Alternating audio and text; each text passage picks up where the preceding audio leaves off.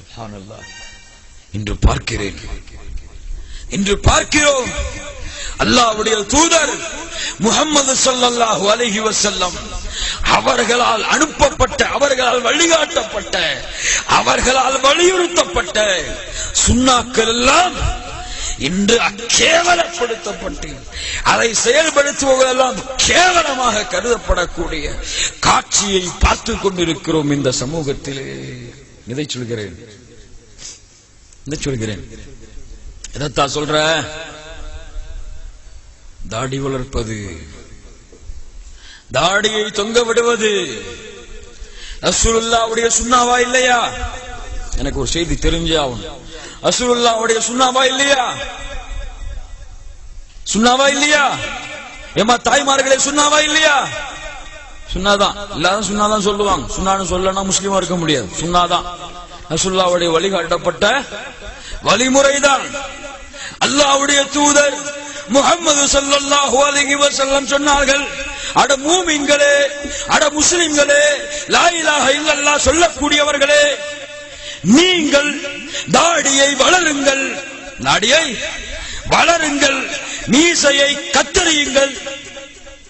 யகூதிகள் மீசையை வளர்க்கிறார்கள், தாடியை மலிக்கிறார்கள், மாற்றம் செய்யுங்கள் அவர்களுக்கு. இப்ப யாரு தாடிய மலிப்பா? வேணும் காதுல செய்தி வரணும் எனக்கு. யாரு மலிப்பான்னு ரசூலுல்லாஹ் சொன்னாங்க? சொல்லணும், எல்லா நாவும் சொல்லணும். யாரு மலிப்பான்னு சொன்னாங்க? யஹூதி. அவன்தான் தாடியை மலிப்பான், மீசையை வளர்ப்பான். நீ முஸ்லிம் என்றால், நீ லா இலாஹ இல்லல்லாஹ் சொல்வது உண்மை என்றால், உன்னுடைய பிள்ளை லா இலாஹ இல்லல்லாஹ் சொல்லுவதற்கு அனுமதி அளித்தால், உங்க பிள்ளைங்க தாடி வளர்ப்பதை உங்க பெற்றோர்கள் எல்லாம் சொல்லியிருப்பாங்களா மாட்டாங்களா? நிறைய முகங்களை பார்க்கறோம், தாடியை காணோம். அப்பெல்லாம் என்ன சொல்லி வளர்க்கிறீங்க உங்க பிள்ளைகளுக்கு? யகூதியா மாறுனா, நஸ்ரானியா மாறுனா? எப்ப ஒரு ரசூலுல்லாஹ் சொல்லி இருக்காங்க, தாடிய வள, மீசரை கத்தரி, முடிஞ்சு போச்சு, அவ்வளவுதான். நீ விரும்பினாலும் விரும்பாவிட்டாலும் செய்து ஆக வேண்டும். தாடி இந்த வயசுலயா தாடி? என்னங்க 40 வயசு 60 வயசு 70 வயசு, அதுவும் ஹஜ்ஜுக்கு போயிட்டு வந்து அந்த ஹஜ்ஜி முகத்தோட தாடியோட வருவாங்களே, அவங்களுக்கு வேணா தாடி வளரலாம்.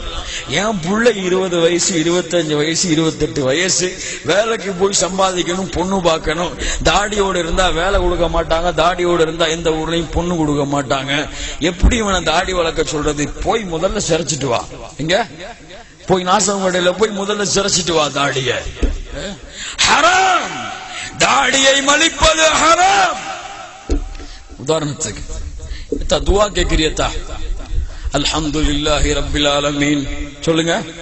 அர் ரஹ்மானிர் ரஹீம், மாலிகி யௌமித்தீன், இய்யாக நஅ்புது வ இய்யாக நஸ்தஈன், இஹ்தினஸ் ஸிராத்தல் முஸ்தகீம், ஸிராத்தல் லதீன அன்அம்த அலைஹிம் கைரில் மக்தூபி அலைஹிம் வலத்தால்லீன்.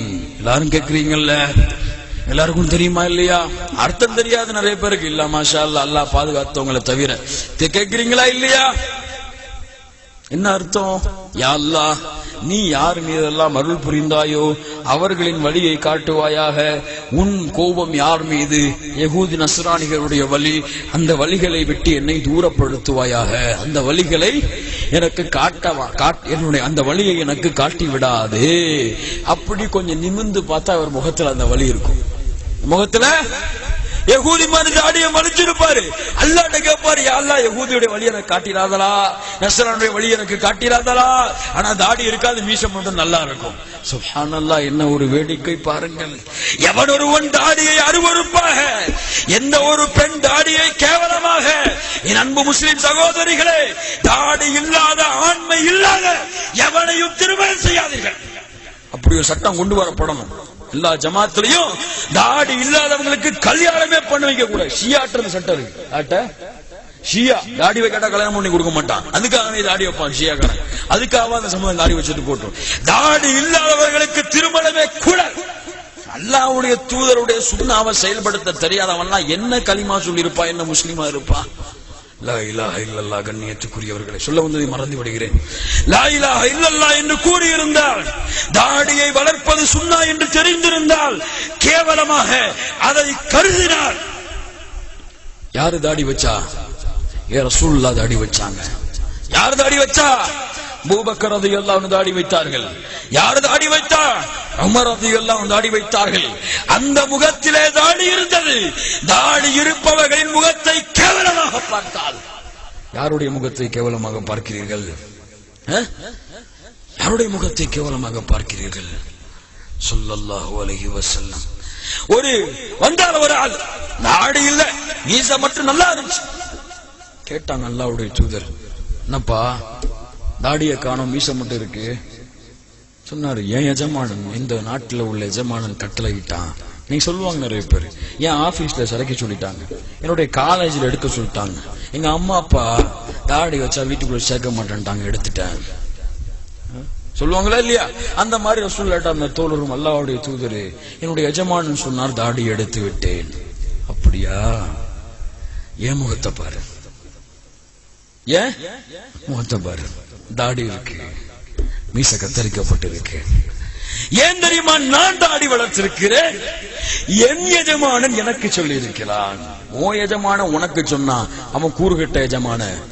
ஏன் ரப்புல் ஆலமீன் எனக்கு சொல்லி இருக்கிறான், தாடி வைத்திருக்கிறேன். அல்லாஹ்வுடைய தூதர் முஹம்மது ஸல்லல்லாஹு அலைஹி வஸல்லம் சொன்னார்கள், என் அன்பு வாலிப சமூகமே, ஈமானை இழந்து, இஸ்லாமை இழந்து, உன்னுடைய பெற்றோர்களுக்காக, கல்லூரிக்காக, மனைவிக்காக, ஆட்சிக்காக, அதிகாரத்திற்காக, அழகிற்காக அல்லாஹ்வுடைய தூதருடைய வழிமுறையை விட்டால், நீ சொல்லக்கூடிய லா இலாஹ இல்லல்லாஹ், நீ சொல்லக்கூடிய அஷ்ஹது அன்ன முஹம்மது ரசூலுல்லாஹ் அர்த்தம் இல்லாமல் ஆகிவிடும். வாலிபனே, அர்த்தம் இல்லாமல் ஆகிவிடும். புரிந்து கொள், புரிந்து கொள்.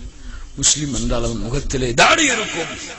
முஸ்லிம் என்றால் அவன் முகத்திலே மீசை கத்தரிக்கப்பட்டிருக்கும். அவன் முஸ்லிம். லா இலாஹ இல்லல்லாஹ் இந்த சமூகத்திலே ஏற்படுத்த வேண்டிய மாற்றங்களில் மிக முக்கியமான மாற்றமே சுன்னாவை செயல்படுத்தக்கூடிய வீரர்களை இந்த சமூகத்திலே உருவாக்க வேண்டும்.